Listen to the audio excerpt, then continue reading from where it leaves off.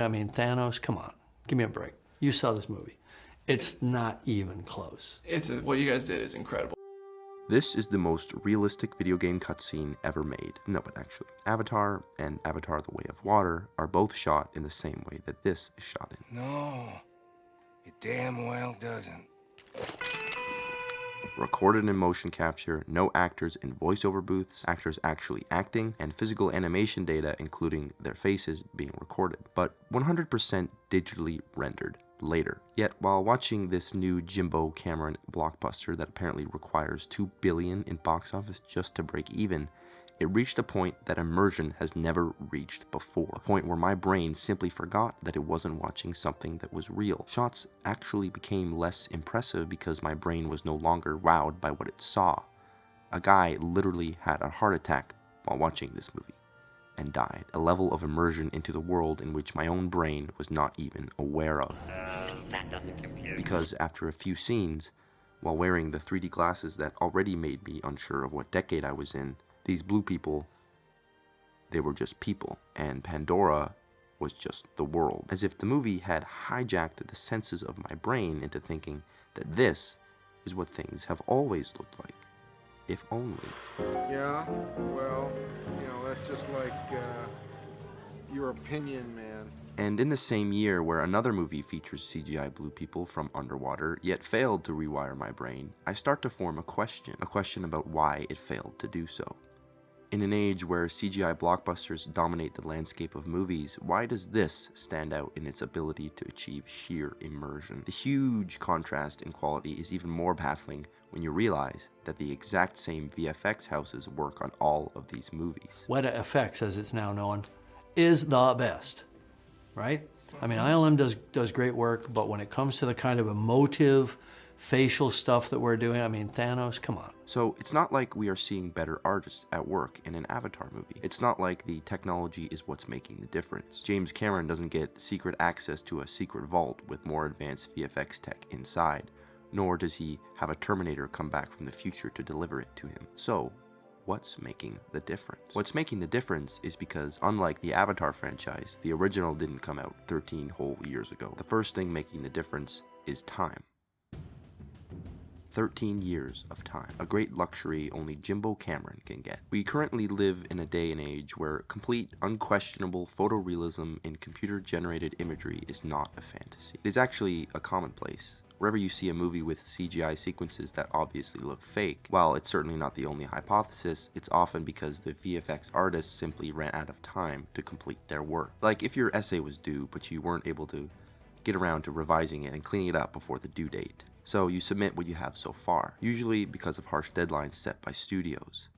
I'm sure you've seen these headlines. That unfinished work is what we end up seeing on screen. Every single shot in Avatar: The Way of Water has gone through Grammarly. Every single shot is as finished as a finished shot could be. It's exactly why this movie was so expensive to make, because unlike the other big tentpoles featuring extensive CGI, it's the actual CGI that's driving the success of the movie. A level of self-awareness is going on, since they know what they can get away with. The same kind of self-awareness in how everyone involved with Avatar knows exactly why people are going to see it.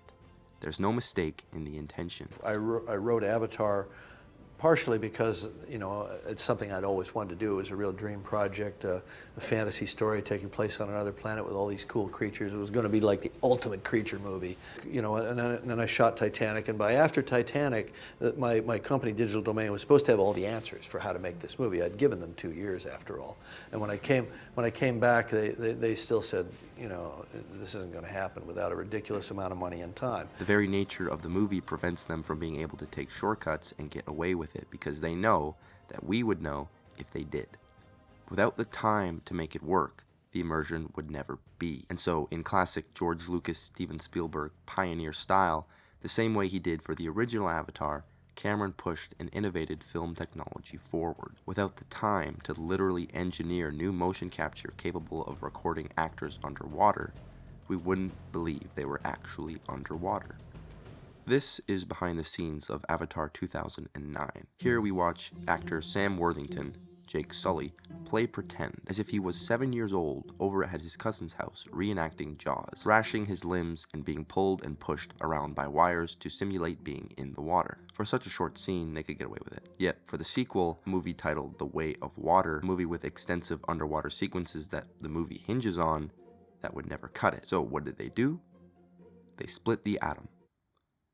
Kind of. In cooperation with Sony, using the Sony Venice camera, they found a way to split the lens from the camera body itself, creating what is almost like a remote control, and then, like an oxygen tank, had a tether that led up to the surface where the image would then be digitally processed, allowing camera operators to freely swim underwater with a camera in hand to get all the shots they could dream of.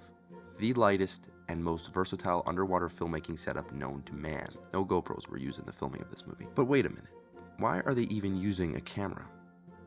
If it's going to end up being 100% digitally rendered anyways, they have the power to, with the click of a button, simply add a virtual camera in the 3D animation software wherever they want, and they can make it do whatever they want. The power of the sun in the palm of my hand. A drone shot?